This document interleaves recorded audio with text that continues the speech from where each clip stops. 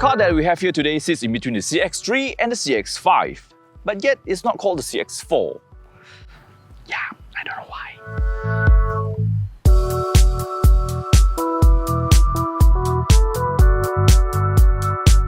It is named as the CX-30, partly because the CX-4 batch has been taken by a China-only model, but mainly because it is not exactly an SUV. It is a crossover based on the Mazda 3. To give you a clear picture, we put it alongside its SUV siblings to let you see the difference in terms of size. With that out of the way, let's begin. There are two engine options available. There's the 1.8-litre turbo diesel engine and a naturally aspirated 2-litre petrol engine just like this one right here. And this is the high-spec variant. From the front, the first thing you notice is this long and wide white hood that swoops down to this large grille over here.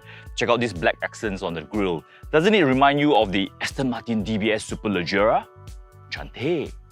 Now, the headlights are LEDs, and if you look closely when it's turned on, you do see all these little details, but sadly, they are not the DRLs. I like it how it has got this black housing around it, making it look like it has put on some eyeliner. Now, this chrome strip that runs across the face looks very masculine, it's like a shield. Now, moving down to the bottom, this little thing right here, slim and sleek LED DRLs. There are also signal indicators that pulsate. Mazda says it's done that way to make it look like it's a living creature. Okay. One more thing, if you realize this emblem here has become a 2D flat design because what's inside is actually the radar device used for the adaptive cruise control, which I will explain a bit more later on. From the side, what is the first thing that catches your attention? Mazda says the CX-30 body design is based on the concept of charge and release. It is a design language taken from the brushwork of Japanese Kelly. Where is the black headings? Come on, it's so obvious. And they are massive. But to be very honest, it's sort of grown on me a little bit. In fact, these things are there to actually play tricks on your eyes to make the car look a bit slicker, less bulky and a bit more rugged. And I have to say, it works really well with this white body color. I'm not quite sure if it works with the soul red color though. Now, it might look like they have taken the Mazda 3 liftback and lift it up, add claddings around it and call it a CX-30, but no, if you remember, the Mazda 3 liftback has got a really thick C-pillar, whereas here, it actually gives way to a bigger window frame and it's got a taller roofline as well, giving you more headroom. The wheels are 18-inch in size with the okay-looking rims.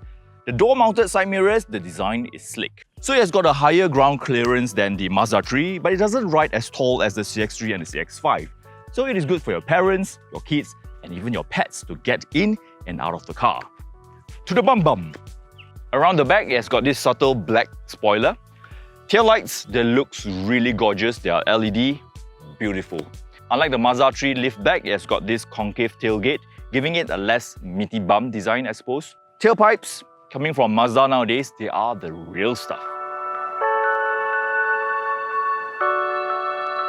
Mazda has upped their interior quality and design game ever since they introduced the all-new Mazda 3, which looks very much like this.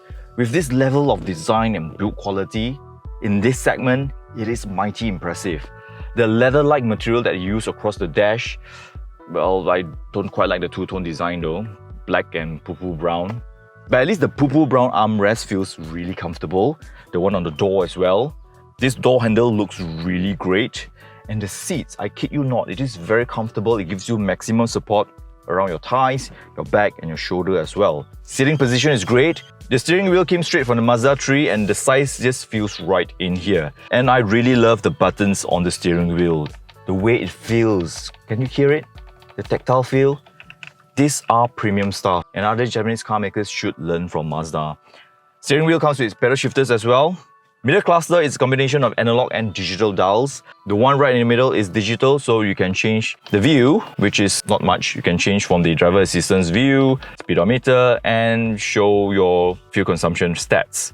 But I have to say it is quite dull and complicated looking because it just looks a bit too busy and it's just black and white. There's no colors on it. You know, you used to like those chronograph watches, but nowadays it is smart watches, right? And you can customize them. Mazda. Moving to the middle, this head unit. Well, I prefer how they did it in the Mazda 3, the way they carved out the area for the screen. It looks a bit bulky here though. So the screen, well, other than it is sharp and it is very easy to use, to be very honest, I don't quite like it because, again, it looks like a monochrome screen. It's just shades of black, grey and white. And also, it is not a touchscreen. I do understand why they make it a non-touchscreen. First of all, they have placed it really far away and they don't want to distract you from your driving, so no touchscreen. But the colours though, what would colours do to you? Can you just add some colours, make it a bit more interesting, eh? The only colourful thing on the screen is the reverse camera, and I have to say it looks really sharp there, yeah.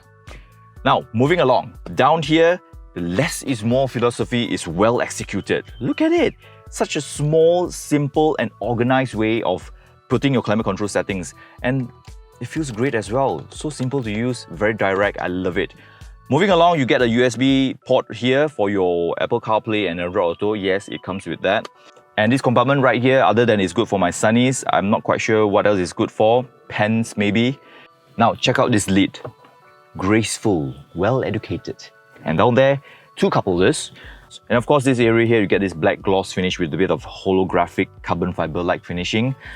It has not been scratched up yet, so it looks good. This area here, the MZD Connect controls, well, because it's not a touchscreen, so you have to do it here or via the voice control. Here, the drive select mode. German quality, yo. Underneath the armrest, you get a lot of space with a separator as well. Good for your hamster when you're traveling with it. Yep, and that's about it. Oh yeah, sunroof. This high-spec variant comes with sunroof. Now, to the back.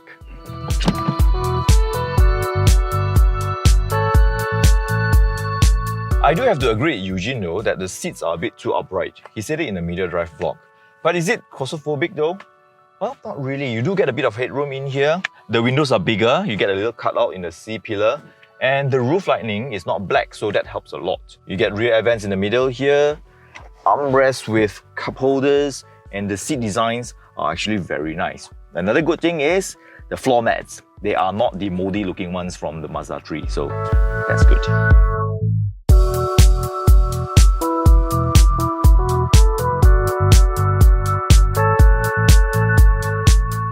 The boot. Now, you guys realize how they section this tailgate? You guys want to see how it splits up? No, I was just joking. It's a powered tailgate.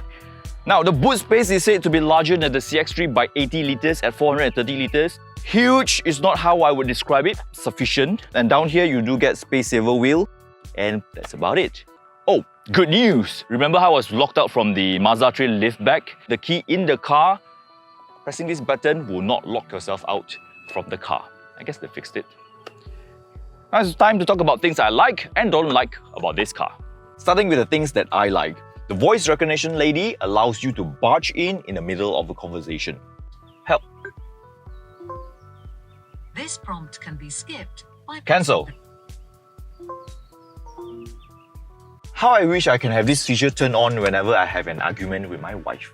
If you're the kind of person who needs to lock your car every time you get to a petrol station to fill up, this door lock delay function can be very useful. You can even choose how long you want to delay it.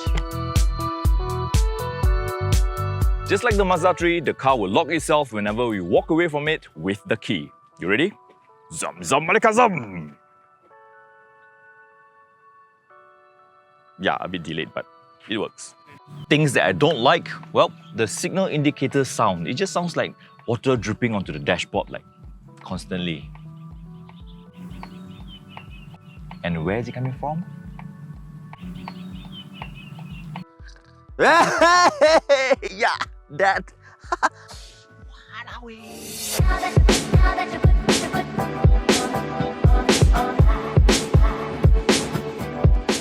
So the CX-30 uses the same engine as the one in the all-new Mazda 3, which is a naturally aspirated 2-litre 4-cylinder petrol engine, together with a 6-speed automatic skyactiv gearbox. So it makes the same output, 162 horsepower and 213 Nm of torque. The 1.8-litre turbo diesel engine, on the other hand, makes 114 horsepower and 270 Nm of torque. Mazda claims that the diesel engine can do 4.9 litres per 100 km, while this petrol engine, 6.4 litres per 100 km. In real life though, if you are really careful, yeah, you can probably achieve those numbers, but not for me. I don't think I can. This car is pretty well spec'd in terms of safety. It comes with 7 airbags, the usual ABS, EBD, traction control, and yada yada.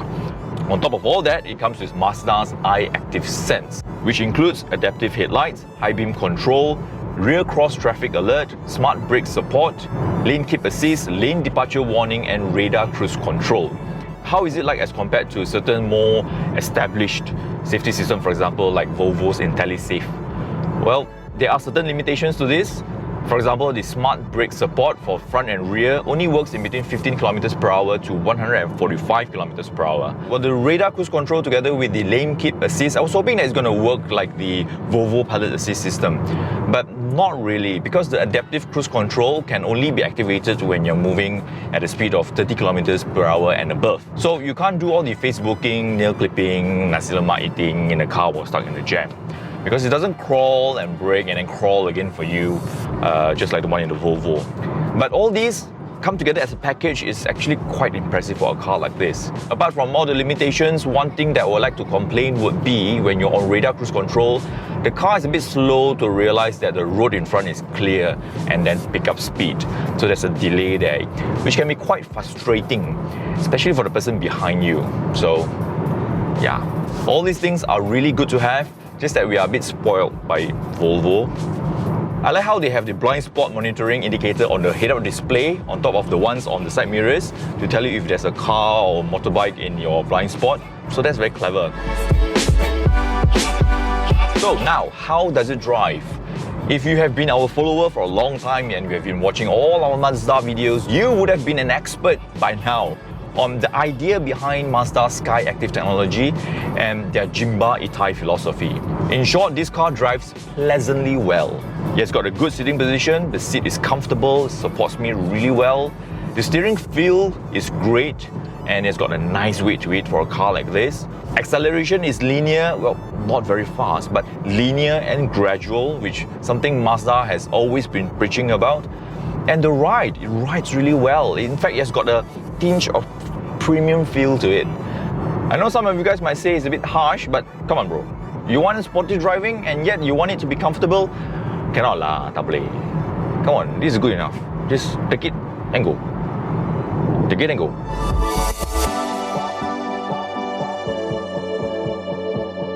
Now let's jump straight into the big but. We all know Mazda's skyactiv G petrol engine runs on high compression ratio. As compared to skyactiv D diesel engine, it runs on lower compression ratio as compared to the usual diesel engines. So in here, the engine noise can be a bit loud. And the fact that it tends to want to stay on the high rev range doesn't really help. Even when it's on normal mode. I know it's of good intention, it wants to be ready for your next push to stay at that responsive rev range, but it's a bit loud.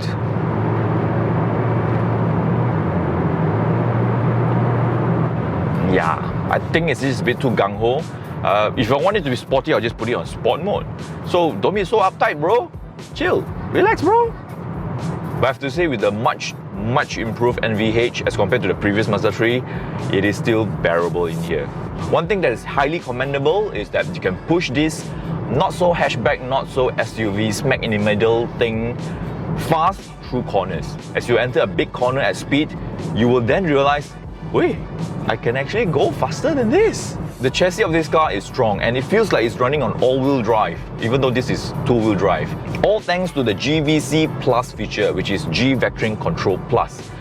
Essentially, it is torque vectoring control. It controls the engine torque as you go around the corner and it brakes the inside wheels to reduce understeer. So as a result, it minimizes body roll and the car feels planted, and that's a great feeling.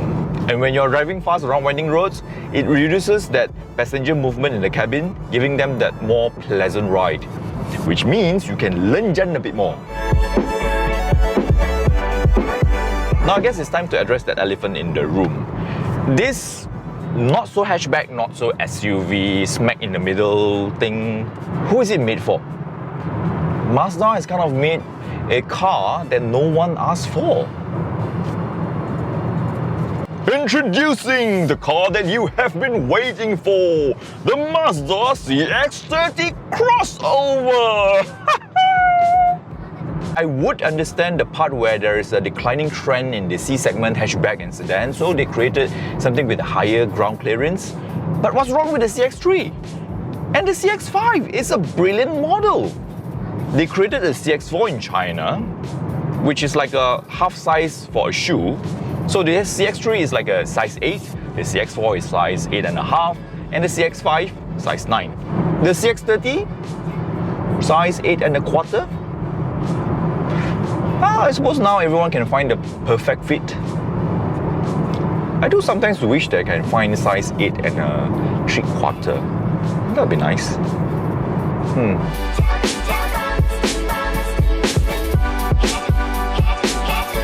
So, is this car for you? Well, if you are looking for a bit of space, but the CX-3 is just a bit too small for you, while the CX-5 a tad too big for you. And at the same time, you want something that doesn't ride that high so that your folks and even your pets can get on and off comfortably, then yes. And it drives very well as well. But if you think such proposition just doesn't make sense to you because it's neither here nor there, then probably not. If you want to find out about this first ever Mazda CX-30, do log on to AutoBuzz.my. If you like our video, do give us a thumbs up, share and subscribe to our YouTube channel by clicking on the logo or the subscribe button below. And please remember to turn on the notification bell to receive updates every time we upload a new video. Thank you for watching. Goodbye. 再见. Vanakkam. Sayonara. Terima kasih. Hey, yeah, that. Hey, cukup lah. Ouch. The ride, it rides really well. In fact, it has got those. I forgot to open this. And low battery. No. Cancel.